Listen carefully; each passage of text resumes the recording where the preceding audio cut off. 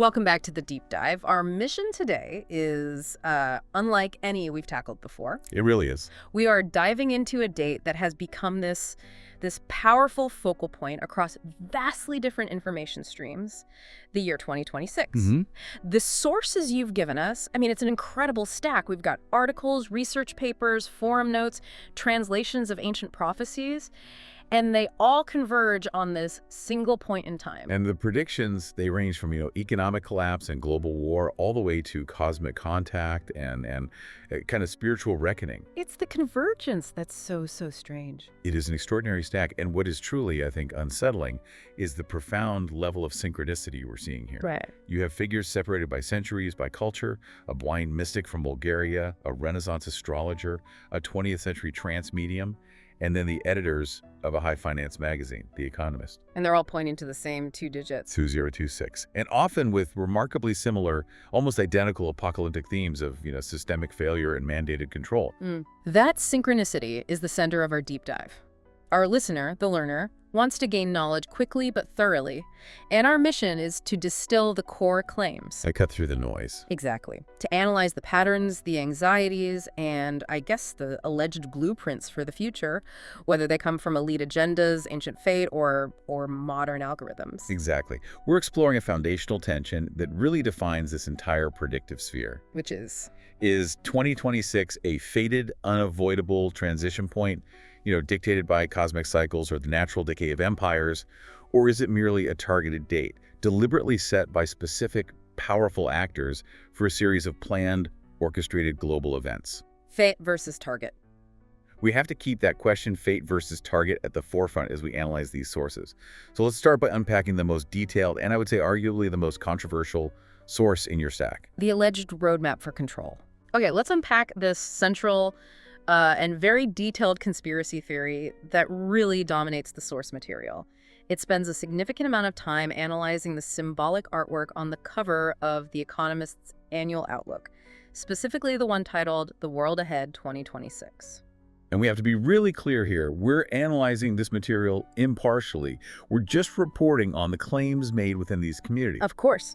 The core belief system here is that because this very influential magazine is owned by these powerful financial families, the Rothschild and Agnelli clans, its covers are not just benign editorial analysis. No, they're seen as explicit instances of predictive programming. And that distinction is everything within the school of thought, right? Absolutely. They view the symbolic art not as some playful metaphor or, high-level analysis of trends, but as a deliberate hidden warning. A communication of the elite agenda. An explicit roadmap that details the controlled demolition of the current world order. The symbols, according to these sources, are intentionally placed for those with the keys to decipher them, to anticipate what's coming, and to normalize it psychologically ahead of time. So we have to go through this alleged roadmap symbol by symbol to really get it. We do. Hashtag, tag 1.1, the semi-quincentennial, and the cycle of empires. Okay, so the centerpiece of the cover, literally and symbolically, is this cake. It looks colorful, it's festive, it's celebrating something, but it's dramatically crowned with the number 250. And that number, 250, is identified as the core driver of the entire collapse narrative. Let's start with the facts, the factual basis. 2026 marks the U.S. semi-quincentennial. Which is a formal way of saying the 250th anniversary of the Declaration of Independence in 1776. Exactly. So this historical milestone is seen as the countdown clock finally expiring. Right. And the source material takes this historical date and elevates it into a prophecy by explicitly linking it to a very specific historical theory, the cycle of empires. Yes. We're talking about the influential, though, highly debated work of a historian named Sir John Glubb.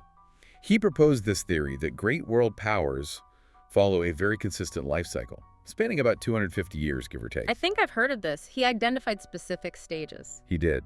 The ages of pioneers, conquest, commerce, affluence, intellect, and then finally, the age of decay. He argued that once an empire enters that final stage, which is characterized by a loss of its founding values, the rise of powerful, self-interested figures, internal decadence, and excessive spending. It collapses. It collapses after roughly 250 years. So the interpretation is, well, it's chilling. 2026 isn't a birthday party on this cake. It's a funeral. It's a scheduled date for the controlled demolition of the United States as a global empire. That's precisely the claim. Wow. The 250 cake symbolizes the expiration date of the old world order. And this is seen as a deliberate, controlled event, specifically targeting the demise of the dollar's dominance, the petrodollar system, and facilitating the chaos necessary to push forward a shift toward a centralized world government.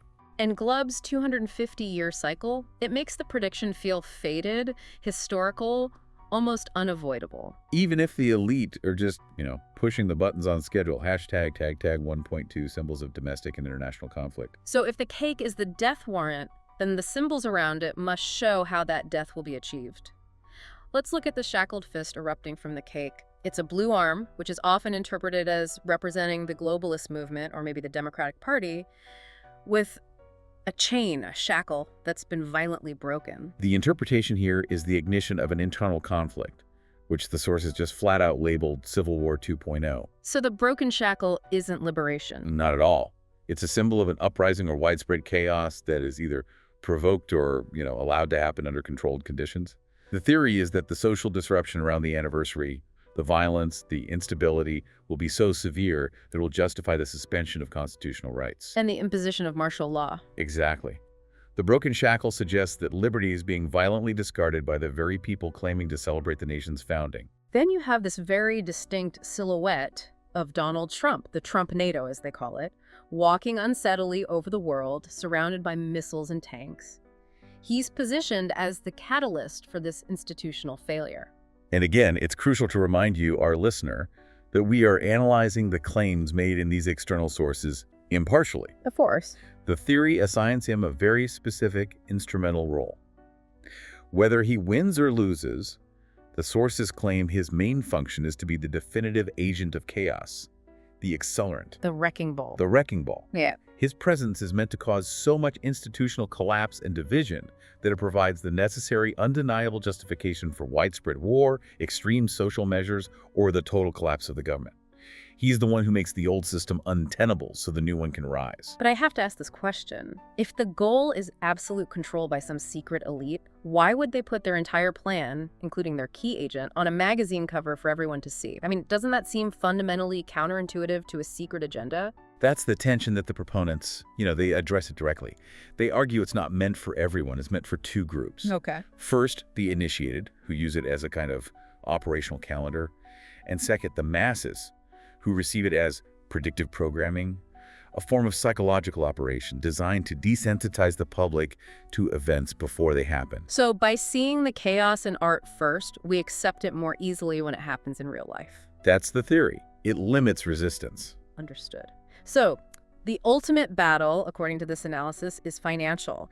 This is signaled by the crossed swords beneath the cake, placed right over a rapidly falling stock market graph. This predicts the real war is an economic one, a manufactured crisis. It forecasts the imminent collapse of the bond market and the systematic, deliberate destruction of the middle class's wealth. And the motivation isn't just destruction, it's coercion. Absolutely. By wiping out savings and creating widespread financial panic, the elite will force the immediate and desperate acceptance of central bank digital currencies. That acronym CBDC, it comes up a lot in the sources. So we need to be clear for you, the learner. What exactly is a central bank digital currency in this context, and why is it seen as the ultimate tool of control? A CBDC is essentially a digital liability of the central bank. It's not like the money in your commercial bank account today.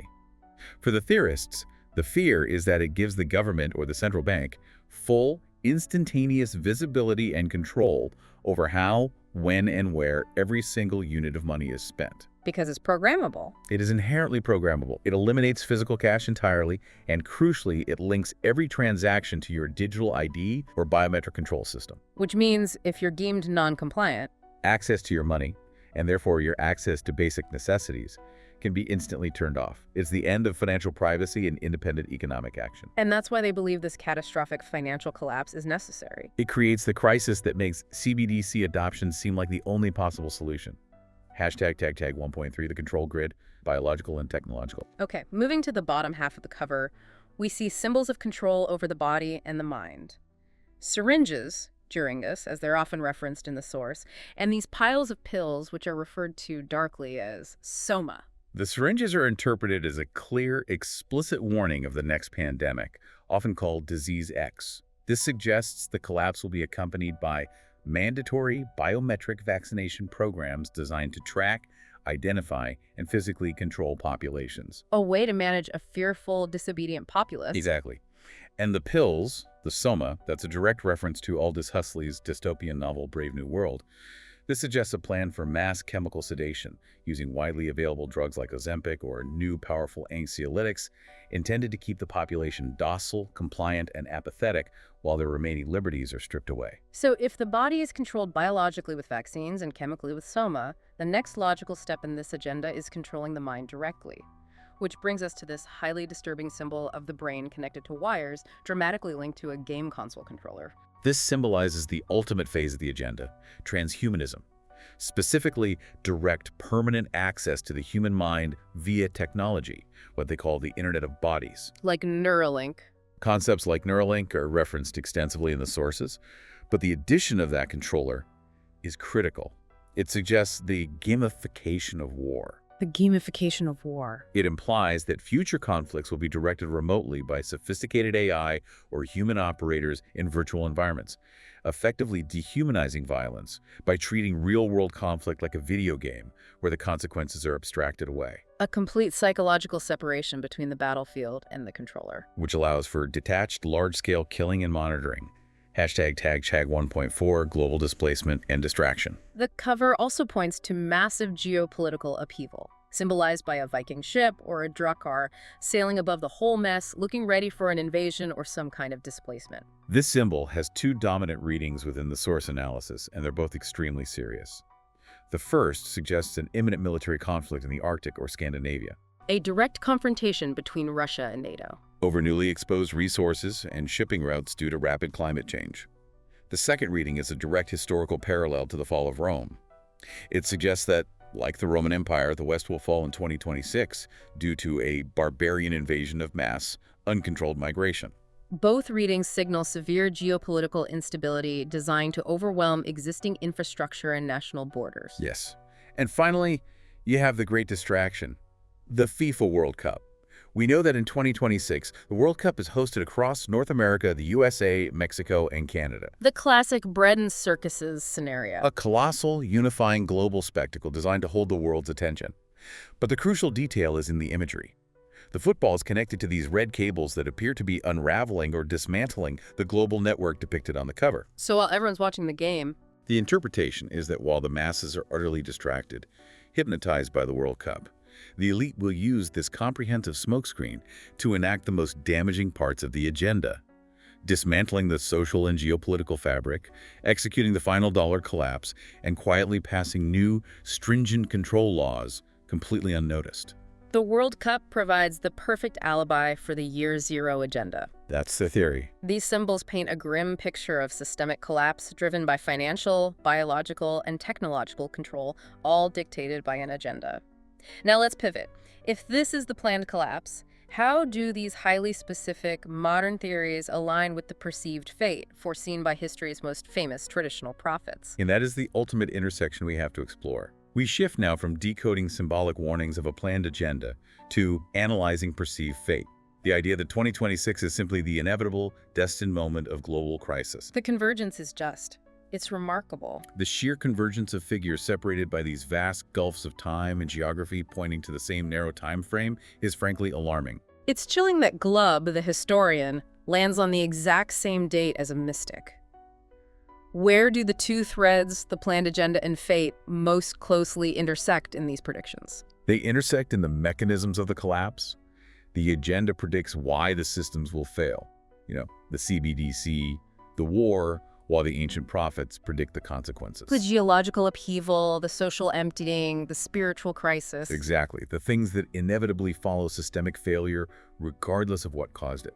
Let's start with Baba Vanga, the blind Bulgarian mystic famous for her incredibly accurate visions. Her outlook for 2026 seems singularly focused on the fate of Europe. Yes, she's attributed with predicting that the continent of Europe would become almost empty by 2026. This isn't just decline, it's a demographic void. A void. And the source material explains that the narrative around this prediction fuses three deep fears. The escalation of nuclear or chemical war on European territory, possibly stemming from the Ukraine conflict spilling over. And simultaneous catastrophic natural disasters. Right, specifically mentioning megathrust earthquakes and the detonation of Italian volcanoes. And, combined with those disasters, an unprecedented wave of mass migration that completes the emptying. The disasters force the collapse, and the migration wave finishes the job. Precisely, leaving entire regions of the old continent deserted. But the sources highlight this startling numerical detail tied to the prediction. Vanga allegedly stated that natural disasters would affect exactly 8% of the Earth's habitable surface in 2026. Why is that 8% figure so important? It seems so specific. This is a powerful point of synchronicity. The source notes that this specific, seemingly arbitrary percentage aligns uncannily with current modeling data that contemporary scientists are reportedly studying regarding the probability and scope of catastrophic environmental events for this decade. Wow. So a mystic's vision and modern scientific risk assessment? They converge. It grants the prophecy this terrifying specific credibility. It's not just bad things will happen, it's a quantified disaster area. But the element that truly supersedes all this geopolitical chaos is her prediction of non-human contact, what the sources call the global event. Her vision stated that humanity will receive signals from other minds in the universe, and that we will not be alone in the cosmos. And Vanga wasn't talking about isolated sightings. She described a global event, one impossible to conceal. Like a massive object appearing silently during a major public event. The source mentioned the World Cup closing ceremony. A fantasy, but it illustrates the scale. The danger, she implied, was not outright hostility, but the profound psychological and cultural shock, the immediate and comprehensive breakdown of established religious, scientific, and political certainties. The sources labeled this the end of denial. Exactly. It forces humanity to immediately confront a reality that supersedes all current systems and could lead to mass hysteria and societal breakdown. Moving to Nostradamus, the 16th century French astrologer, his quatrains are usually so vague, open to endless interpretation. Yet for 2026, the source claims his verses take on an alarming precision, especially when you link them to ongoing global tensions. The specific quatrain cited is deeply relevant to current NATO concerns. 7 months of great war, people killed by malice. Rouen, Evreux will not fail the king. The 7-month duration is the key detail there. It is. It's interpreted as suggesting a high-intensity conflict, maybe conventional escalation, maybe a limited nuclear exchange, but one that is determined and time-limited, unlike the prolonged, grinding wars we see today. It suggests rapid, decisive devastation. And the geography is extremely specific, naming French locations, Rouen and Evreux. This implies the war breaks out directly on NATO or Western European soil.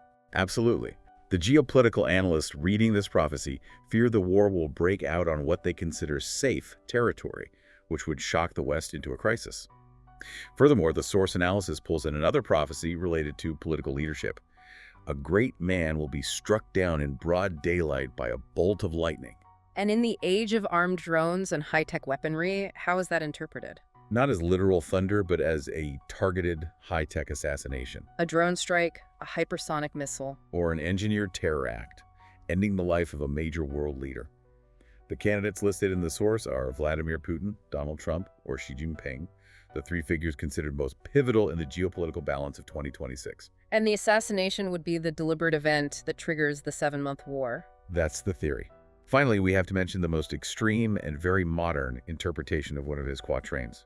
The zombie pandemic. The line, "Few young people half dead to start," is interpreted as a synthetic, man-made virus released in 2026. And that reflects deep contemporary anxieties about reckless synthetic biology. It does. The interpretation suggests a virus that specifically destroys higher cognitive functions, leaving the infected in aggressive, primitive, zombie-like states, leading to a total social collapse where law and order just vanish overnight. It's an extreme interpretation, but it ties directly back to that disease X fear we saw on the Economist cover. Exactly. The contemporary fear of biological warfare finds its vessel in this prophecy. Let's turn to Edgar Cayce, the sleeping prophet of the 20th century. He dictated thousands of documented readings while in a deep trance state, and Cayce predicted a profound period of global transition centered around the mid-2020s, with 2026 as a key pivot point. Cayce focused less on political figures and more on systemic structural breakdown. His visions prophesied the inevitable collapse and forced adjustment of old, unsustainable political, economic, and social systems. And he said this collapse would be accelerated by widespread corruption. By corruption and the misuse of power, reaching a natural, unavoidable breaking point. He viewed the chaos not as an attack, but as an essential societal reorganization. And he tied the systemic collapse directly to massive geological instability. Yes.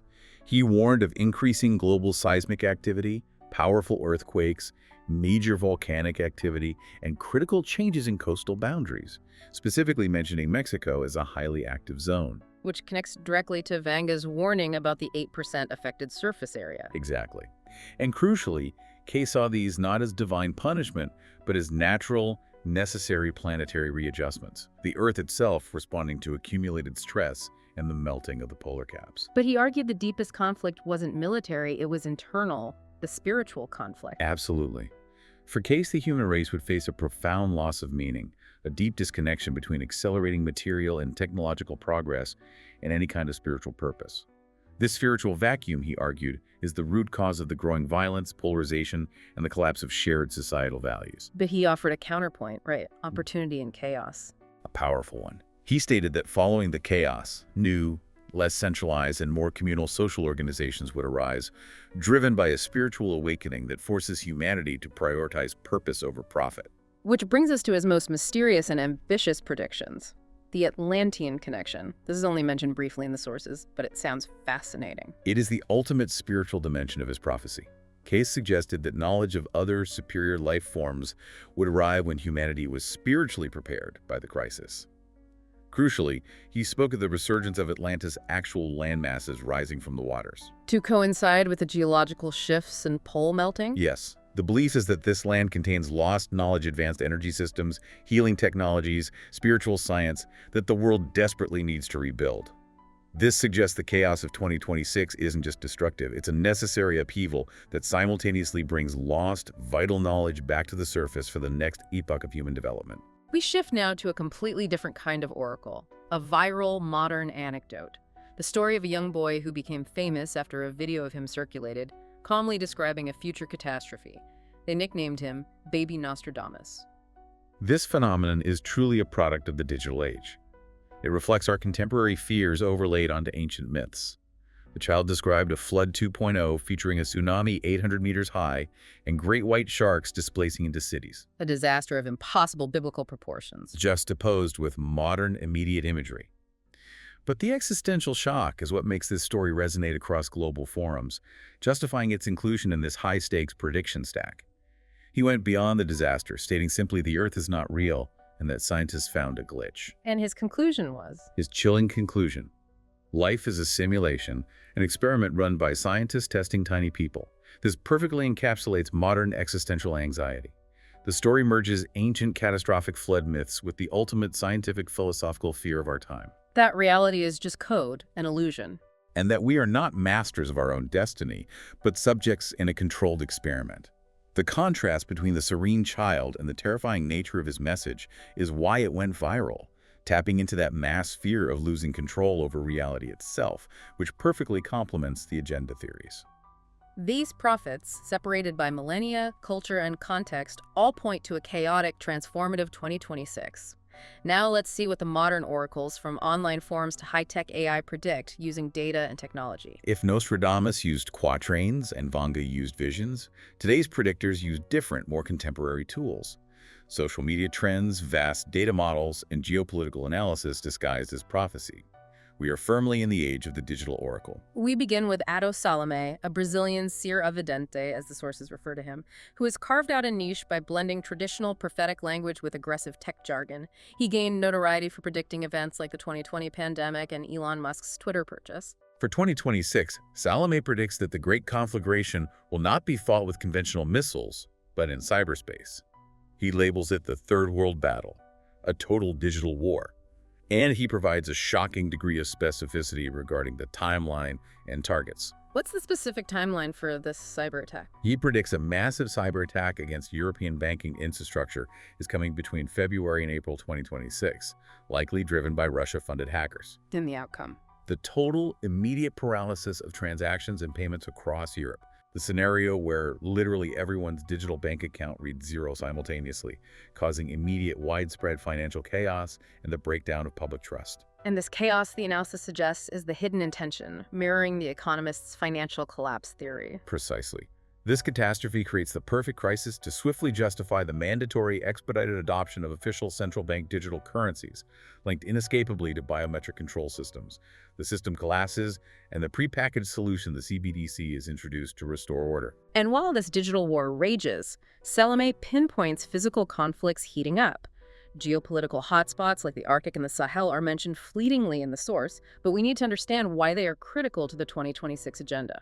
In the Arctic, the narrative is that melting ice opens new resource routes and strategic deep water access, triggering direct, unprecedented confrontation between NATO and Russia, who are both racing to establish military and resource claims.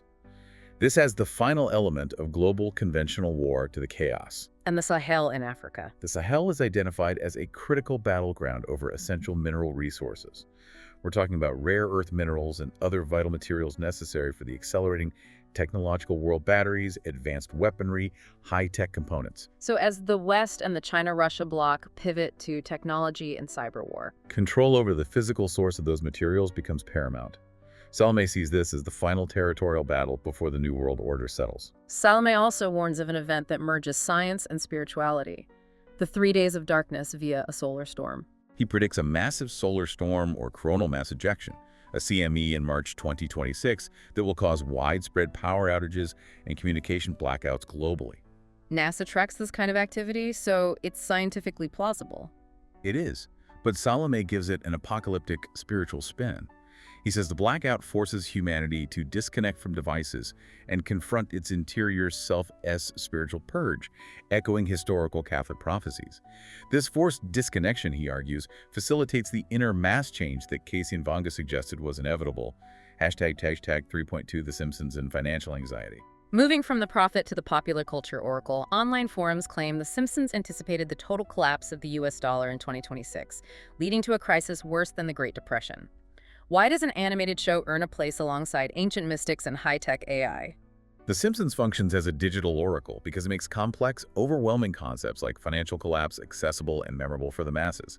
The evidence often rests on images from episodes showing characters reacting to stock graphs, pointing directly to January 2026 as ground zero for a major market crash. So the imagery provides a cultural vessel for these deep financial anxieties about inflation and national debt.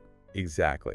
And then there's the famous political link, the Kamala Harris-Lisa Simpson nexus. Right. The theory hinges on the Bart to the Future episode from 2000, where Lisa Simpson inherits a massive budget crunch from President Trump. Kamala Harris later wore an identical purple suit to Lisa's inauguration outfit in 2021. And the interpretation is that the current political mandate is inextricably linked to the economic collapse state shown in those graphs. Yes. If Lisa Kamala inherits a broke nation post-Trump, and the collapse date is 2026, then the political cycle is simply running its predicted course towards systemic disaster, proving that pop culture, intentionally or accidentally, holds subtle warnings. We must analyze the most unnerving predictor of all: artificial intelligence designed to anticipate human events. If the traditional prophets are about fate and the magazine cover is about an agenda, this is about cold, hard mathematical consequence. Indeed, we are witnessing the evolution of data into prophecy. The principle is simple. Humans repeat the same actions and mistakes across massive populations. AI gathers comprehensive personal data, medical records, financial movements, consumption habits, geographical shifts, and constructs massive databases based on this repetition. And it sees patterns we can't. Patterns too large and complex for human analysts to spot become absolute predictive models. We're talking about concepts like Life-to-Vec.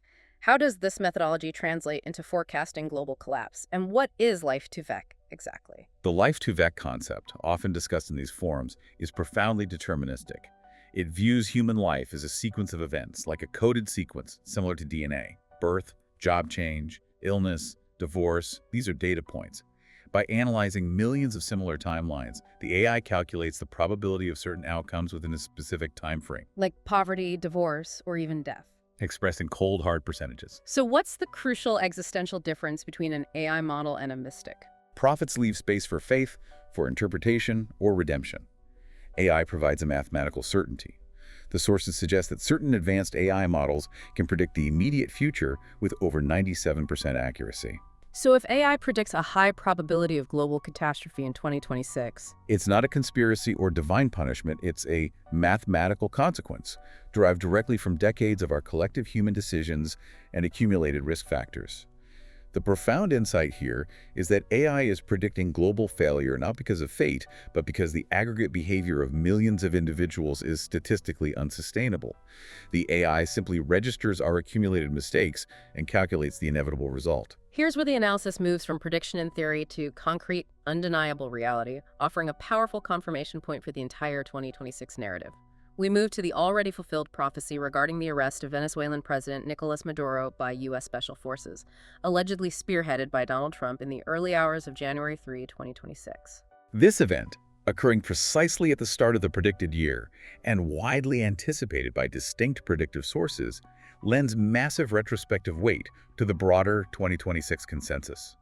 It provided a concrete, undeniable moment of synchronicity that serves as a psychological trigger for you, the audience, validating the entire stack of otherwise vague prophecies. It proved that the year zero had begun. That's the feeling. The immediate chilling link came from the very first source we discussed, the Economist cover.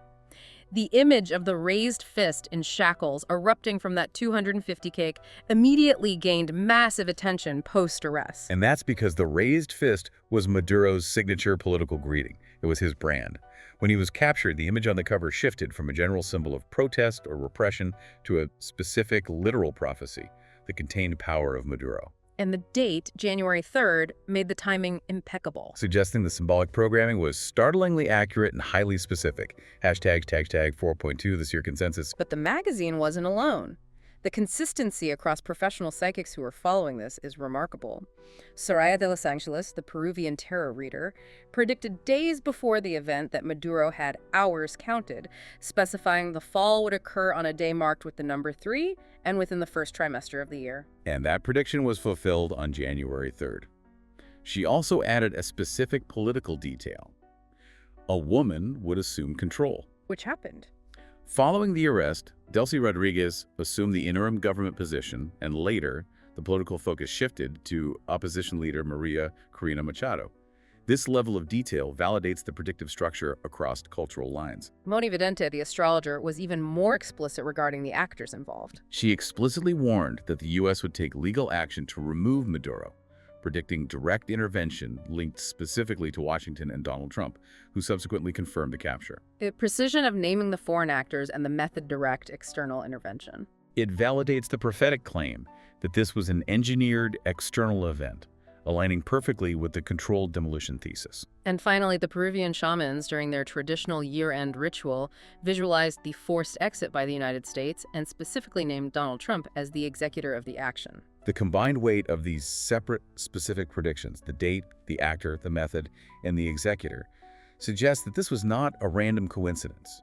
As the source notes, mathematically, a prediction with this level of detail is profoundly improbable without some external insight, whether that insight is political, spiritual, or statistical.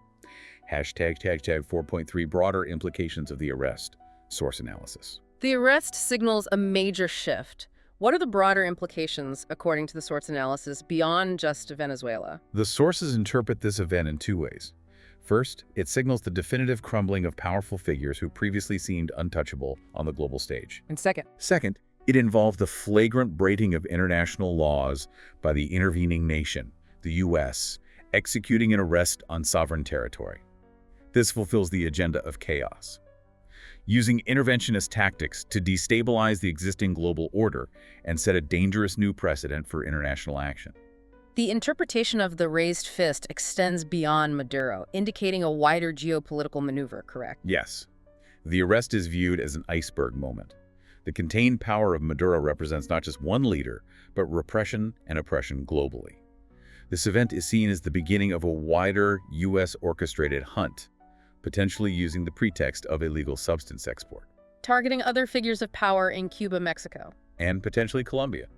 The sources believe the hunt is designed to dismantle all political resistance to the planned new centralized order across the Americas. And this leads directly to the prediction of Mexican political fallout. Absolutely. The prediction is that Mexican politicians, in fear of damaging names being released by the captured Venezuelan leader under interrogation, will quickly double hands. They will strategically offer up lower-level, yet still influential, figures to the U.S. in exchange for protection for those considered the most high.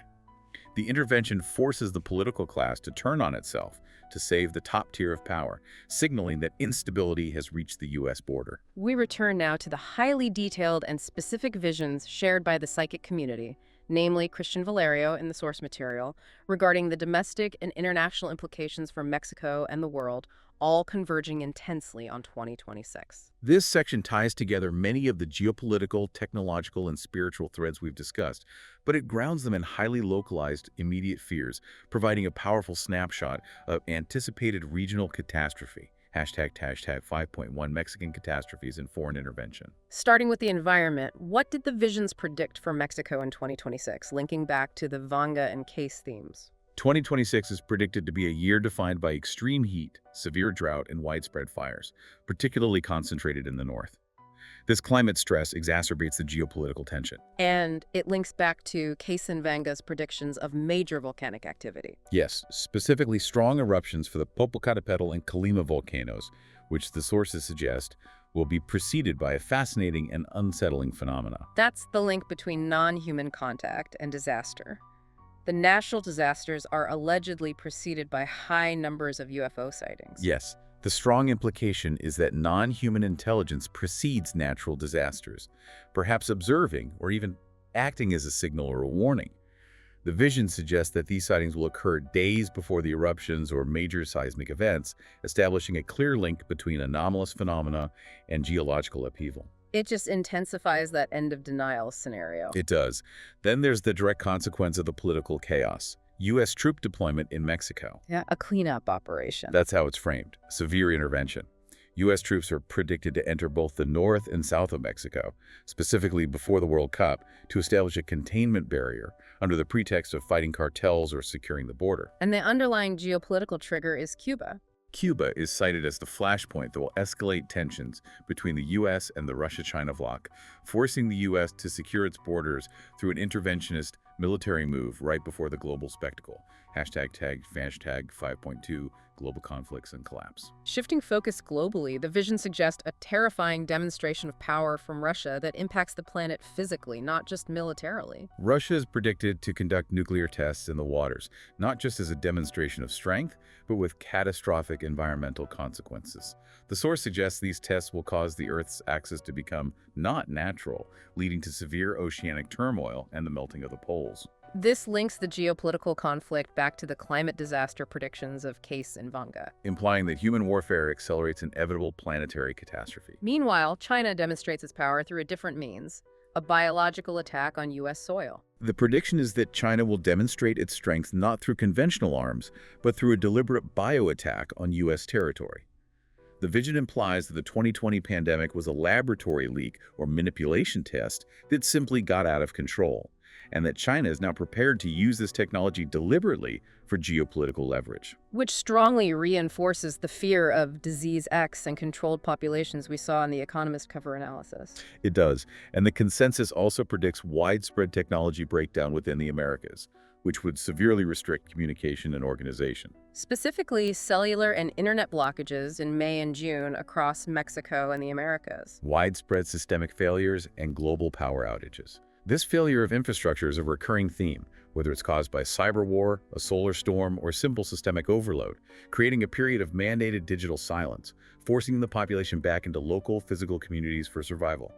Hashtag 5.3 spiritual and existential crises. The visions also point to a dramatic shift in religious power structure, the fall of the Church, specifically the Catholic Church. The Catholic Church is predicted to suffer a dramatic fall due to continued scandals and a profound crisis of faith among its adherents.